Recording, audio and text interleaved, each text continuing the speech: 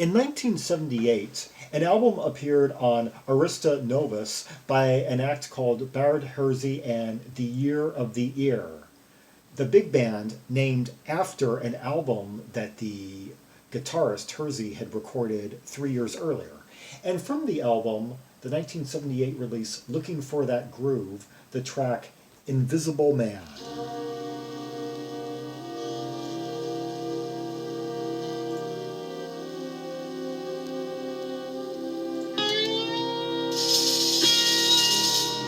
Okay, we're hearing the first notes of the band leader, and this is going to be sort of like a big band feel, kind of like experimental big band. Yeah, that we were hearing somewhat of like earlier in the decade with like Charles Hayden, like.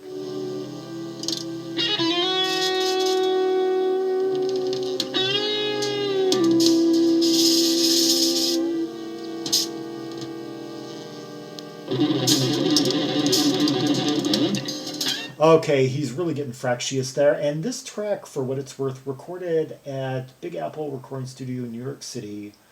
So he was perhaps rubbing shoulders at some point with the likes of Bronca and who I was mentioning just yesterday in the video.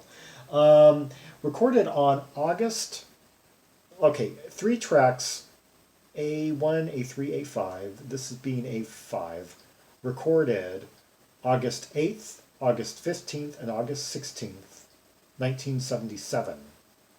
I'm thinking that the third of those dates correlates to the third of the tracks listed in the line A5, recorded August 16. You know what that date is? That was the day that Elvis Presley died. Yeah, so recorded the day Elvis Presley died.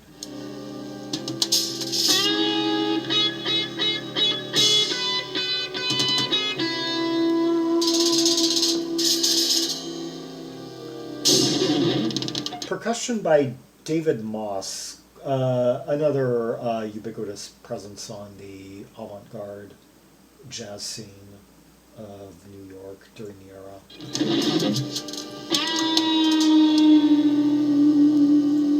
Yeah, he later recorded an improv album with Tom Cora, Cargo Cult Revival. I used to have that. I haven't heard it in a long time, though.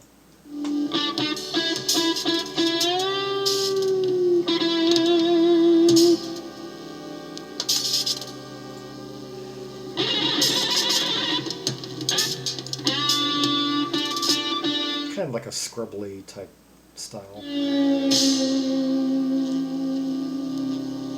And that really ominous, like, sustained string in the background. And woodwind.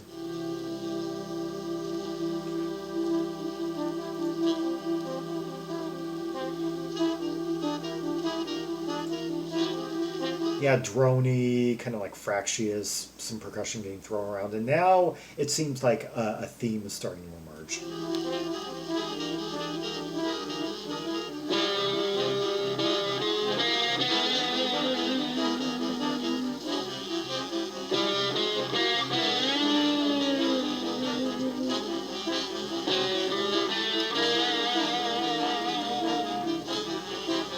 Okay, and who else are we hearing? We have 3 saxists. Or no, we have 4. Let's see, I don't recognize any of the names, I think. We got 2 trombonists, 2 trumpeters.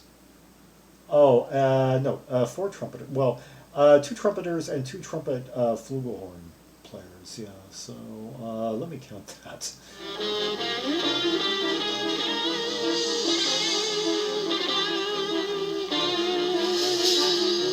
That is a 10-man brass section.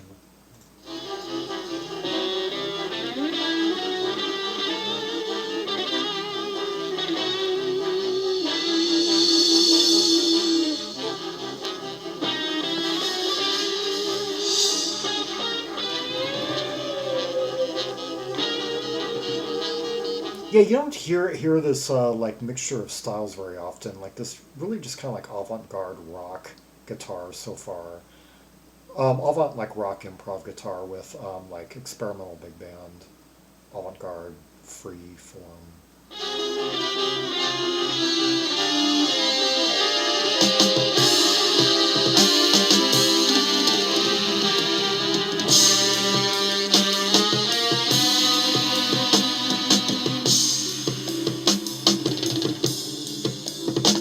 Now we got some really deep sound. It sounded like something like got flushed or something. Or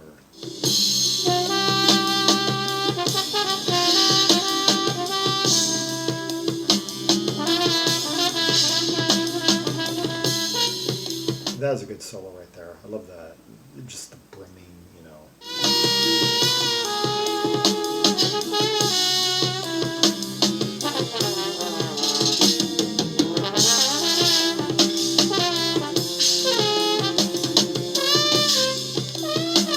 Yeah, the percussion is just all over this. Okay, we got drums. Okay, David Moss percussion, drums by T.C. Tommy Campbell, and congas by Arnie Clapman, but I'm not hearing those.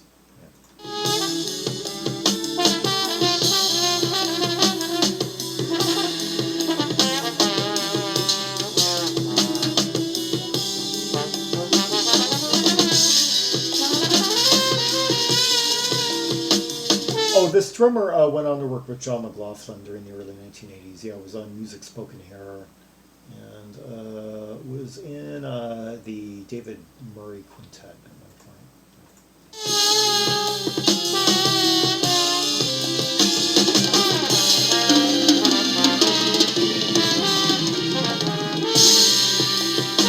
Oh, and he played on the 1985 album by Loose Ends. Yeah, their second, the UK soul funk band. Yeah, I covered them on here a couple months ago.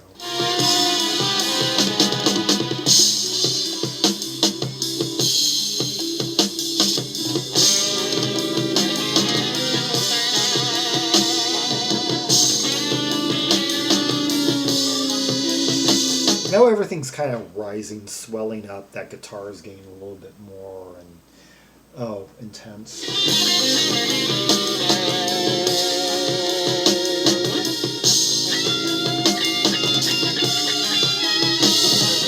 Oh, the way he's like those bendy high notes. Yeah, the way he'll like hold a note for a minute, just kind of let it ooze, and then he'll do a few runs.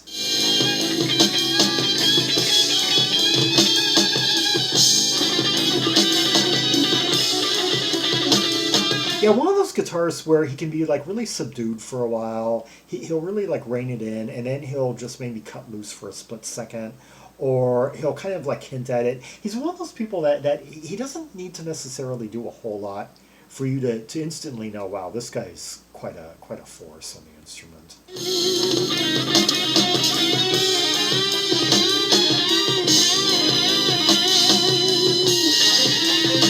Hear that those high horns in the background. No, no, no, no, no.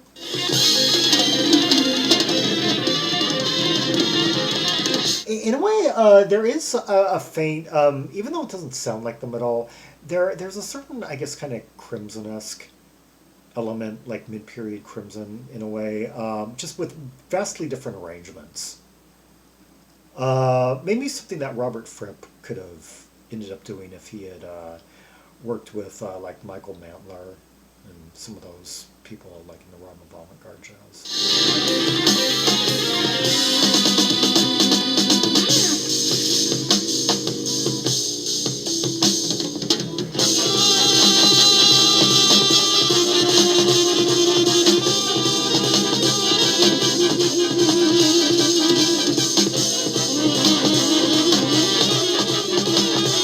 Now the cadence is shifted. It's a lot more galloping now. And the whole time, though, we've been held back. There's been that persistent droning in the background, just like...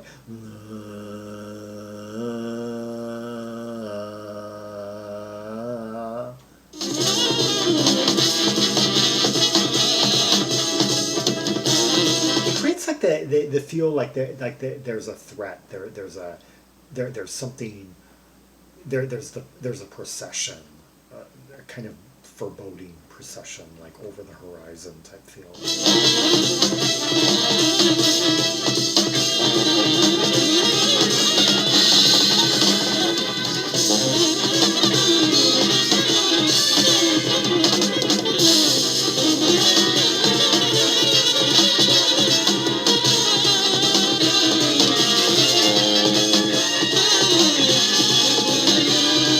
Okay, now we got the guitar just kind of like scaling around those higher end, and then we also got that sax just kind of like billowing up through the middle, just almost kind of like fighting its way out of this whole like mire.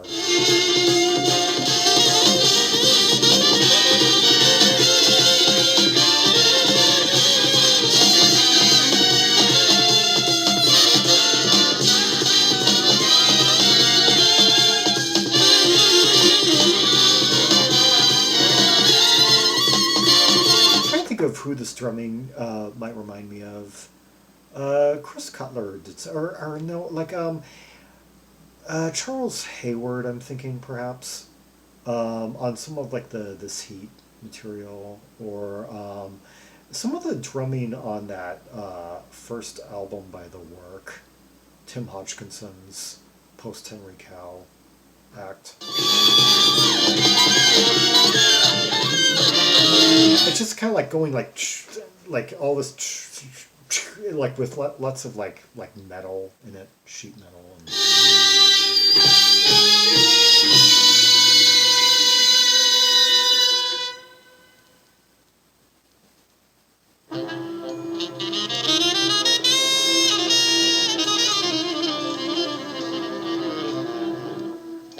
still the menace. Let's see, a title like Invisible Man. I'm gonna imagine that was meant to convey the menace of the Invisible Man.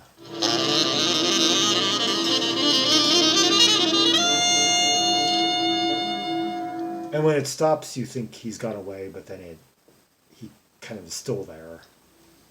That's why we had that false ending before the actual fade out. Yeah, that was Baird Hersey and The Year of the Ear with Invisible Man from the 1978 album Looking For That Groove, released on Arista Novus. Yeah, kind of a confusing name of a band. Yeah, Baird, Baird Hersey and The Year of the Ear. Yeah, kind of confusing, I guess, because there's two thes in it. I don't think I've seen many band names that add two thes in them. Yeah, named after the band that he formed, named after an earlier album that he had done. Yeah, the 1975 release, The Year of the Year, on Bent Records. Between him and Dave Liebman. Yeah. Anyway, yeah, taking kind of a overall, I would say it's kind of like a mid ground between the experimental big band approach of the early decade, like 1970, those like Charles Hayden experimental big band, and like Michael Mantler, Carla, some of the stuff that they were doing during the 1970s, and hints of kind of the more improv, avant-garde areas that Robert Fripp was exploring, like circa 1974. And you could say elements of the avant-garde rock guitarists that were emerging in New York at the time, and a style that would continue, like through like Bronca, through James Blood Ulmer and the '80s knitting factory scene and all that. Yeah. Anyway, for more Rubies and Sapphires from from the Baird Hersey and The Year of the Year album, see the directory of albums from 1978.